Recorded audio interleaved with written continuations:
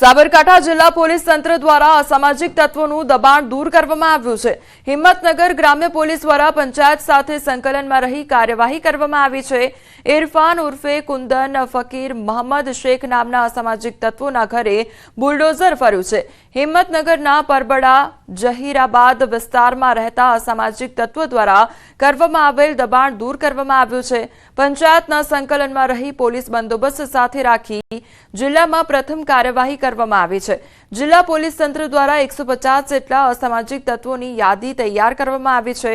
તો પોલીસ તંત્ર દ્વારા તૈયાર કરવામાં આવેલ અસામાજિક તત્વોની યાદી બાદ પોલીસની પ્રથમ કાર્યવાહી કરવામાં આવી છે। પોલીસ વિભાગ દ્વારા અસામાજિક તત્વો દ્વારા કરવામાં આવેલ દબાણો પર બુલડોઝરની કાર્યવાહીથી ફફડાટ ફેલાયો છે।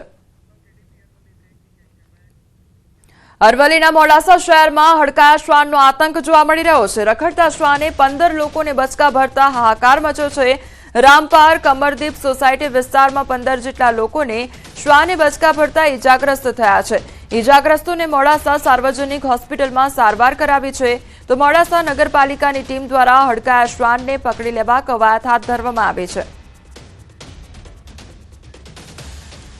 8 અને 9 એપ્રિલે અમદાવાદમાં કોંગ્રેસનું રાષ્ટ્રીય અધિવેશન યોજાવા જઈ રહ્યું છે, જે માટે દેશભરના કોંગ્રેસના નેતાઓની અવરજવર શરૂ થઈ ગઈ છે।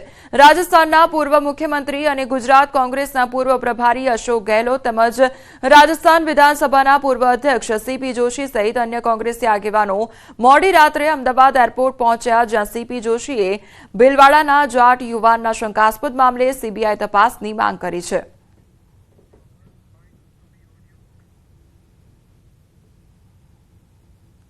वहाँ लोगों में आक्रोश है और लोगों की ये मांग है कि वहाँ सीबीआई से जांच की जाए, जिससे सही स्थिति जनता के बीच में आ सके।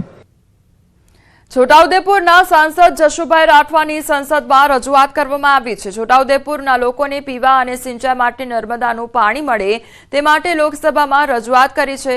સાંસદ જશુભાઈ રાઠવાએ સંસદમાં કહ્યું કે માં નર્મદાનું પાણી કચ્છ અને ઉત્તર ગુજરાત સુધી જતું હોય તો છોટાઉદેપુર વિસ્તારમાં પણ ઉપલબ્ધ કરાવવામાં આવે।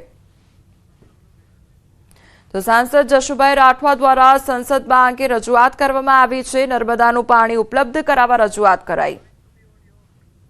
गुजरात सरकार और भारत सरकार पीने और कृषि के लिए पानी की व्यवस्था करने की दिशा में कुछ महत्वपूर्ण कदम उठाए हैं, लेकिन मैं आपके माध्यम से यह निवेदन करना चाहता हूं कि शेष क्षेत्रों में भी पानी की व्यवस्था और सुनिश्चित करने के लिए केंद्र सरकार की मदद उपलब्ध कराई जाए।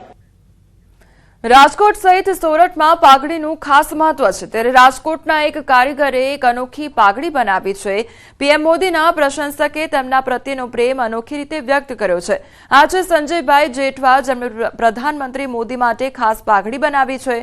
તમને જોતા જ ખ્યાલ આવી જશે કે આ કોઈ સામાન્ય પાઘડી નથી, પરંતુ તે કદ અને વિશેષતામાં અનોખી છે। સંજયભાઈએ વડાપ્રધાનની ઉંમર, શાસનકાળને ધ્યાનમાં રાખીને ખાસ આંટીવાળી પાઘડી બનાવી છે।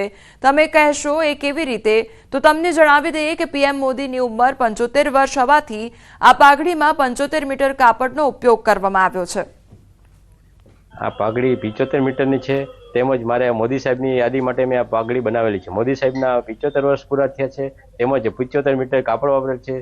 મોદી સાહેબ 10 વર્ષ એટલે 2 ટર્મ પૂરી કરી છે। 10 ફૂટ 120 ઇંચની રીંગ છે, તેમજ આ પાઘડીની ઊંચાઈ 16 ઇંચ છે। મોદી સાહેબ આપણા 16મા વડાપ્રધાન છે, અને મોદી સાહેબને લગતી જ આપણે 16 ઇંચ ઊંચાઈ આપણે પાઘડીની રાખી છે। પાઘડી હું ત્યાં મોદી સાહેબને અર્પણ કરવાની ગણતરી છે જ, છતાંય ત્યાં સુધી હું મારે શોપ ઉપર